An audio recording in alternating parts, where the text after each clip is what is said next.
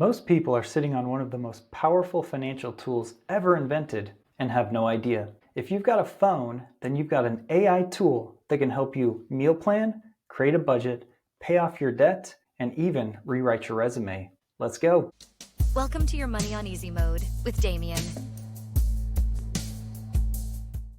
Welcome back to Your Money on Easy Mode.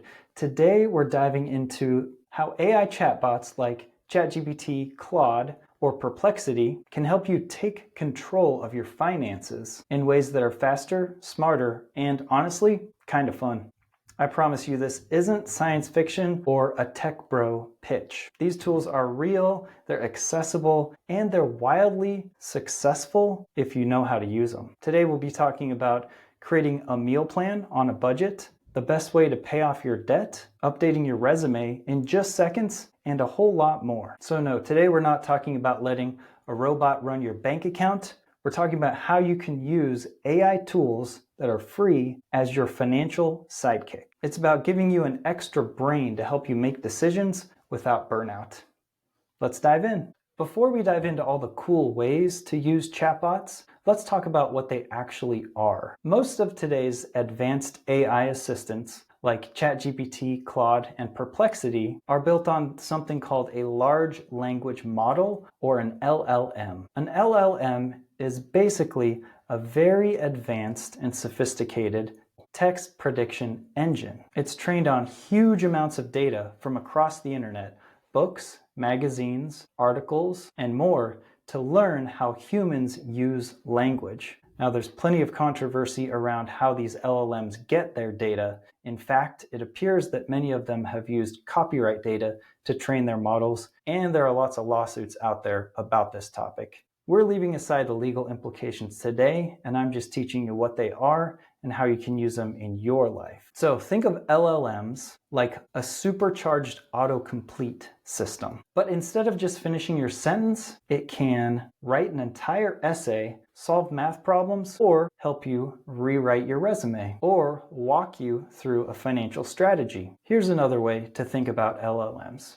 Think of an LLM like a well-trained parrot who's read half of the internet. It's repeating patterns. It's not necessarily learning and understanding. So these models don't think or know like humans do. They generate responses based on patterns in the data that they see. So they're really good at things like summarizing complex info, brainstorming new ideas, writing emails, plans, and scripts, and offering step-by-step instructions based on your suggestions. That's about as deep as I'll go with the explanation. You don't need to understand how an engine works in order to drive a car. You just need to know how to operate it. So we'll take the same approach with chatbots based on LLMs, and keep this in mind. Now, later on in today's episode, I'll talk about some of the things to watch out for when using LLMs, but my first caution is this. Sometimes the chatbot will give you gold, and sometimes it will give you garbage. If you ask it to plan your meals, like we will in just a minute, it can give you some really awesome ideas. But on the other hand, if you ask it to tell you today's interest rate, since it was trained on data from the past, you might get something that's outdated or flat out wrong. Here's a piece of jargon for you. The term is hallucination. Hallucination is the term that we use when working with AI to explain when it just makes stuff up. AI will very confidently tell you the wrong answer. Remember, because it's not looking to tell you the truth, it's looking to tell you what it predicts will be the next word or phrase based on what it knows about the human language. More on that later. So knowing how to use chatbots based on large language models with a healthy bit of skepticism will ensure that you're using them for productive purposes rather than just being lied to and filling your brain with garbage. All right, enough warnings for now.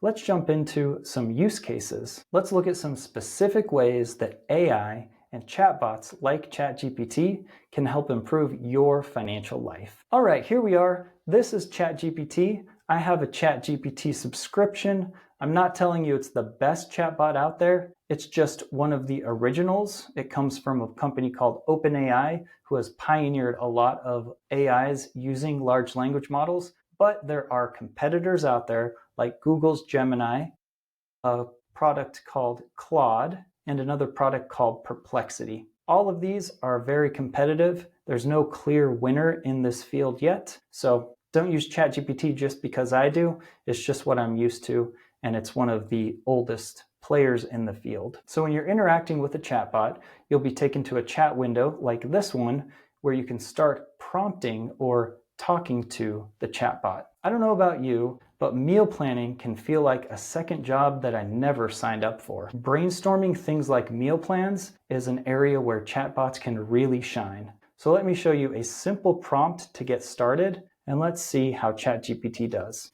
I'm putting my prompt into the chat. This was a really simple prompt. I just told it that I want meals for a week. I have $150 and I shop at Aldi. I'll hit this arrow, or you can just hit enter and it will start thinking. All right, here we go. ChatGPT is off to the races, generating a meal plan for me. This is my first time running it with this prompt, so let's see what we get.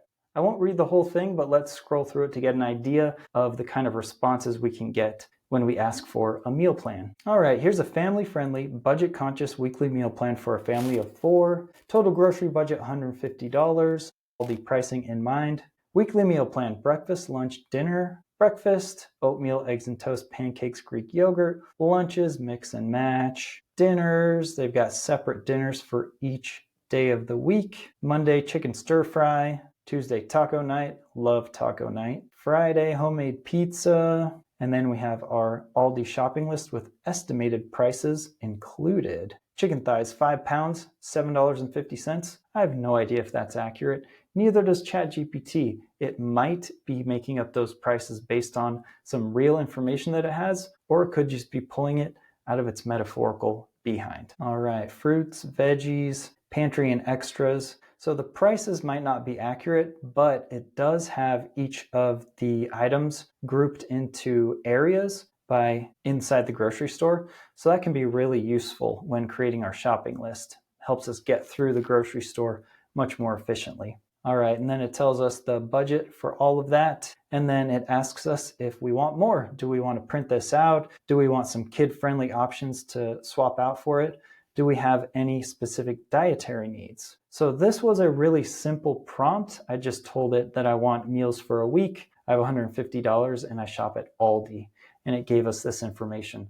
Let's prompt it with an even more detailed response like this. Create a weekly meal plan for a family of 4 with a $150 grocery budget. We shop at Aldi. Include a shopping list with estimated prices, at least 2 slow cooker meals, and prioritize meals that use overlapping ingredients to allow for batch cooking. Please ensure each day includes a balanced mix of protein, vegetables, and whole grains. Let's go. So I told ChatGPT a little bit more about myself, my preferences for balanced meals between protein, veggie, and carb. And I also told it a bit more about how I'd like to create batch meals. So I want overlapping ingredients to speed up my preparation process. Let's see what ChatGPT gave us. Here's a weekly Aldi meal plan for a family of 4 with a $150 grocery budget, designed to, and then it listed out in bullet form all of the additional criteria that I gave it. All right, so we start up with our dinner plan, and I see Monday we have slow cooker chicken burrito bowls, chicken, black beans, rice, corn salsa. Let's see how it did overlapping some of these. Tuesday would be pasta night. I don't really see overlapping ingredients there. Wednesday is a stir fry, rice, veggies, chicken. Maybe it's some of that chicken from Monday. Thursday, slow cooker turkey chili. Friday, flatbread pizza. Sunday, breakfast for dinner. I love breakfast for dinner. So those were the dinners. Let's see what else it gives us. Lunch ideas. Okay, these are supposed to be batch friendly. Leftovers from dinner. That's usually what I have for lunch anyways. Egg salad or turkey sandwiches. Veggie wraps with hummus. Breakfast ideas. Oatmeal, eggs and toast, yogurt, pancakes. Shopping list with estimated prices. Once again, we see our 5 pounds of chicken thighs for $7.50. That sounds a little underpriced to me. I don't do a lot of shopping, but that's what I think. Whole grains and carbs, veggies, fruits, canned goods, beans, pantry and miscellaneous. Total amount, $145. Leaves a $5 buffer for regional price variations. It's very thoughtful of you, ChatGPT. Batch cooking plan. Okay, this is what I was looking for. Monday, burrito bowls. Make extra rice and chicken for wraps or salads later in the week. Nice. Okay. So it's given us additional information based on the improved, more accurate prompt that we gave to it. So that was step one. Have ChatGPT create a meal plan for you. We see that it does a pretty good job with brainstorming ideas for different meals throughout the week. It gives us a full shopping list, and it breaks out that shopping list by the different areas in the supermarket so we can speed up our shopping. I have to admit, in my household, I don't do the grocery shopping or the meal planning or the cooking. My wife is a master chef. She loves doing all of that. I'm the cleaner. That's how we separate duties in our household. So let's look at our second way that we can use AI to improve our financial life, and that is with things like resume building and work communications. The first way is to help it improve our resume. LLMs and chatbots are really good at writing. They can take on different tones based on your preferences, and they can adapt themselves to the way that you write for yourself. Let's start out with a prompt to have ChatGPT review my resume and improve it. One thing that's really awesome about ChatGPT, and probably the other chatbots as well, is you can feed them resources like PDF files, which they can read and summarize or give you suggestions on making tweaks to those PDFs. So I'm going to give ChatGPT a PDF version of my resume and ask it to improve it. All right, so here we've got this plus button that lets me upload a file from my computer. I'm going to upload my resume, and then I'm going to prompt it to review my resume and suggest improvements. Now, we could get more specific. We could tell it exactly which parts of the resume we want improvements to, but I'm just going to start with a really general prompt, see what it gives me, and then I can iterate and tweak those suggestions to continue to improve my resume. Here goes ChatGPT. Here is a detailed review and improvement plan for your resume. You're clearly experienced, but there's room to sharpen the message and layout to better highlight your leadership, results, and unique value. If you ever are feeling down, you can just get ChatGPT to cheer you up. Thank you, ChatGPT, for telling me that I'm experienced and that I have leadership skills. All right, high-level feedback. Here's what's working. I don't really care what ChatGPT thinks about what's working. I want it to tell me what's wrong. What needs work? Formatting. Dense and hard to skim, lacks modern polish. Ouch, no sugarcoating there. Redundancy. There's repetition in my job responsibilities. That's true. I have had similar responsibilities in different areas of my career, so I could probably cut down on that redundancy. Weak action/results balance. Lots of what you did, less so what, or what were the outcomes. Such a good point. When you are writing a resume, you want to explain to your potential employer what the impact was of what you did. Not just what you did, but how it impacted the place that you worked. It's a good point, ChatGPT. All right, let's scroll down to the strategic improvements, polishing the summary section. All right, so it gives me, I have a summary at the beginning of my resume that explains who I am, what I do, what lights me up, and it has offered some improved text there.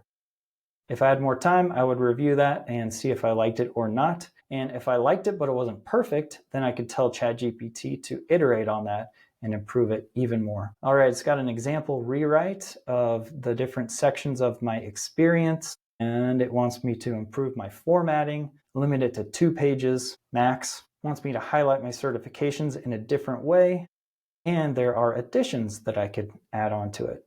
And then ChatGPT kindly offers me next steps. It's never the end of the road with these chatbots. They will suggest to you a next step you could take to continue to iterate and improve what you're working on. So I highly recommend that you download your resume, import it into ChatGPT. You can do it in a temporary chat like I have here. That means that none of that information will be recorded and sent off to the LLM. It's just used here temporarily, and it goes away once you close that chat. This can be a really easy way for you to make your resume stand out to potential employers. Quick word to my employer, I'm not looking to go anywhere. I love my job. This was just an example. All right, so ChatGPT can do a good job of tweaking the existing content that you give to it, and it can also help you out with a lot of other business writing related to your job. Let's have it help us write a cover letter. So let's say that we found a job that we want to apply for. We could paste the text of that job position into ChatGPT and then ask it to create a cover letter for us. Write a tailored cover letter for a customer success manager role based on this job posting. Let's go. All right. It notices that I didn't give it a job posting. So please upload or paste the job posting for the role that you're targeting. Once I have that, I'll tailor the cover letter to match the role, highlight your relevant experience, and make it pop with personality and clarity. So ChatGPT can help you write your emails, can help you write your cover letters, etc. One huge word of caution and warning here. Whenever you have ChatGPT write for you, use that as your first draft. I love using chatbots to go from a blank page to a first version. I never ship or email what ChatGPT gave me directly to my recipient. It's a large language model. It can get things wrong, and it usually does. It can also have the habit of being a bit too wordy, so it doesn't always fit my tone exactly. So please use written output from chatbots as your first version, not your final draft. Let's talk about my third way that you can use chatbots to improve your financial situation. And this is one of my favorites. So a few episodes ago, I did a complete breakdown of the simple budget method, which is called a 50-30-20 budget.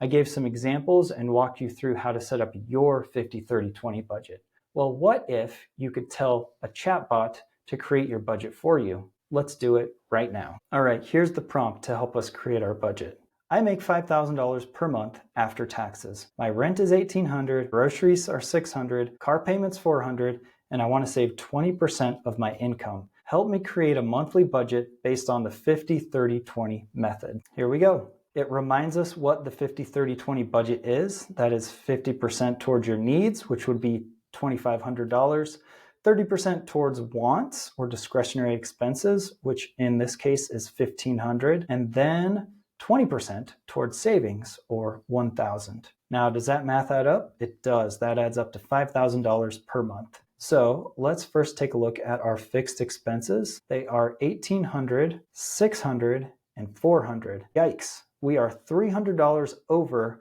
the 50% guideline. That's not a deal breaker, but good to note. Thanks, ChatGPT, for making me feel better. Here is our suggested budget. This is our ideal target. We're currently at $2,800. We want to get down to $2,500. So here's what it recommends. Consider trimming your groceries or negotiating a lower car insurance to reduce that from $2,800 to $2,500. So that would be something like $1,800 for rent, $400 for groceries, $300 for the car payment. Next up are our wants. That would be $1,500, and it tells us what to include in the wants section. We've got dining out, we've got our subscriptions, entertainment, shopping, travel, all the fun stuff. And then finally, using the 50-30-20 budget, our final category is savings. That'll be $1,000. So remember, if you follow my easy mode money ladder, first you're gonna save up to cover your insurance deductibles, then you're gonna do your emergency fund, you're going to start funding retirement, et cetera,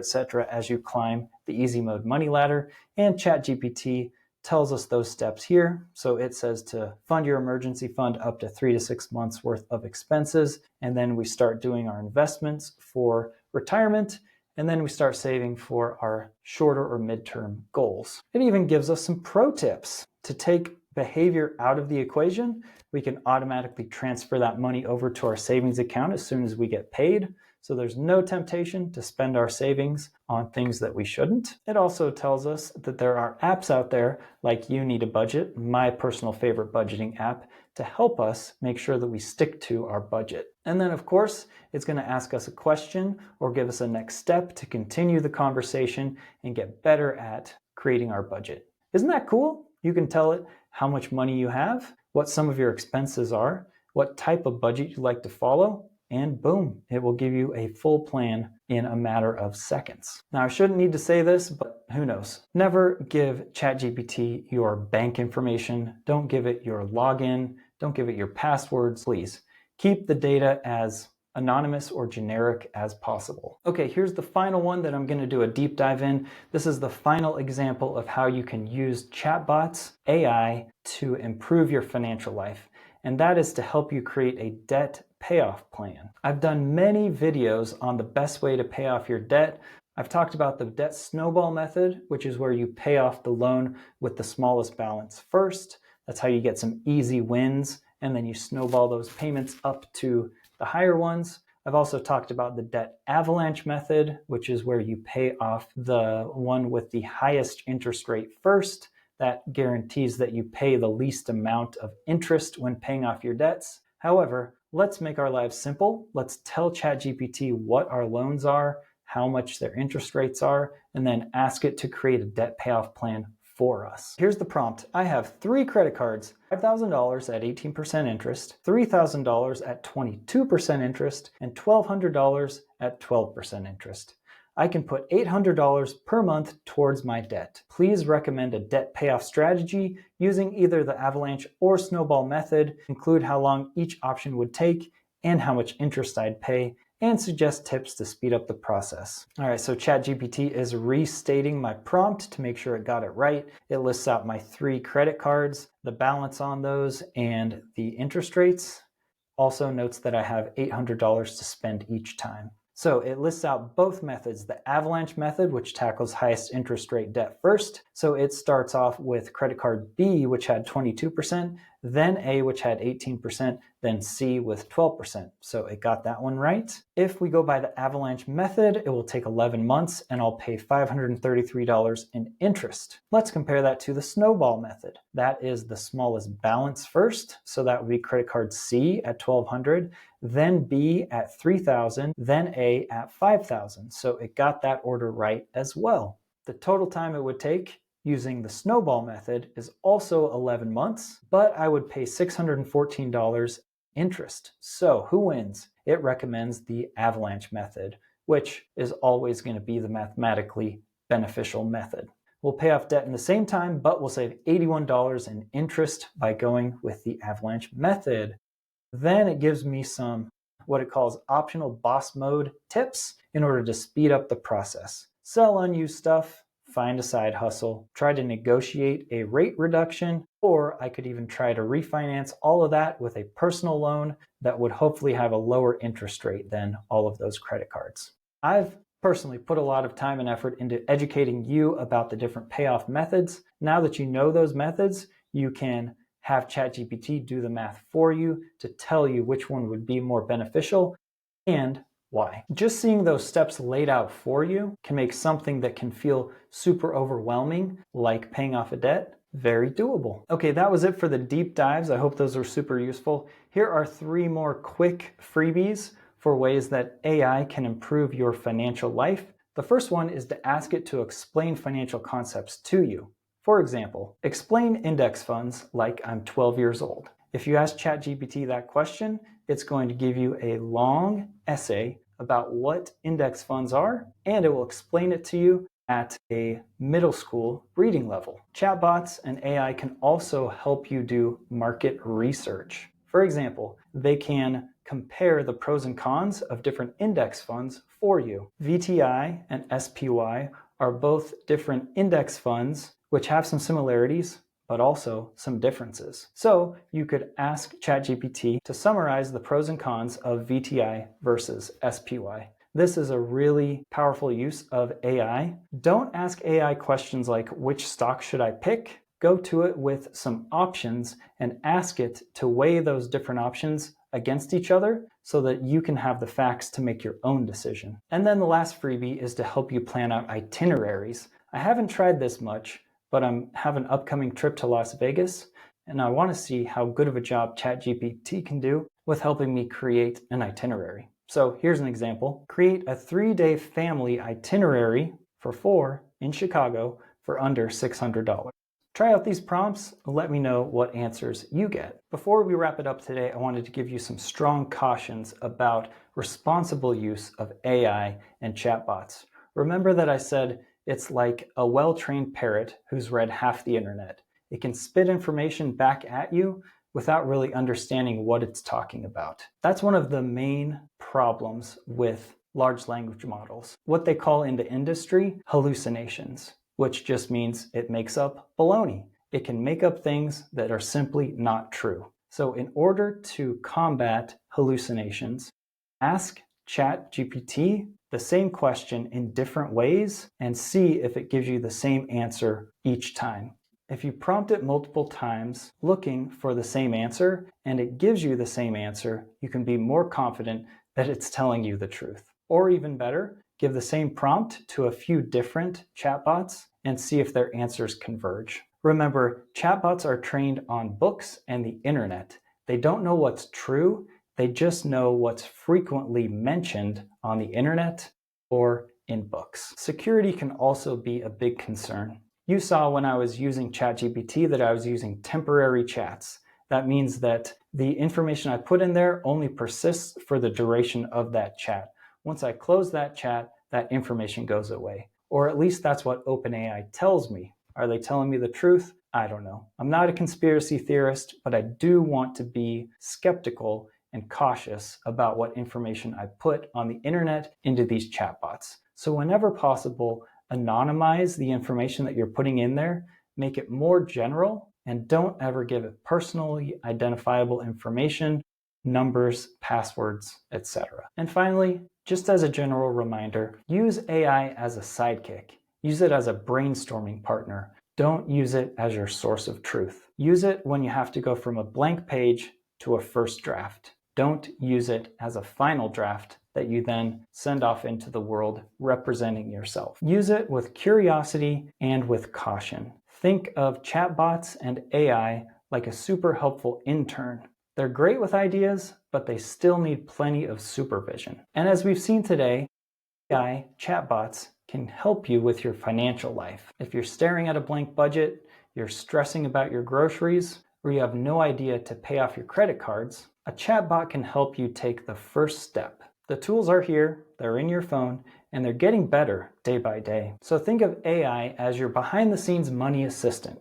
You still make the decisions, but now you don't have to make them alone. So here's your challenge for this week. Use an AI chatbot and prompt it with one of the examples that we covered today. Making a meal plan, revising your resume, helping you pay off your debts, helping you create a budget. Prompt it, and then let me know. Comment down below with what you prompted and if the results were helpful or not. If this episode helped you feel more confident with starting to use AI, then please share it with a friend, like and subscribe. See ya! Thanks for listening to Your Money on Easy Mode. If you enjoyed this episode, then please subscribe and share it with a friend.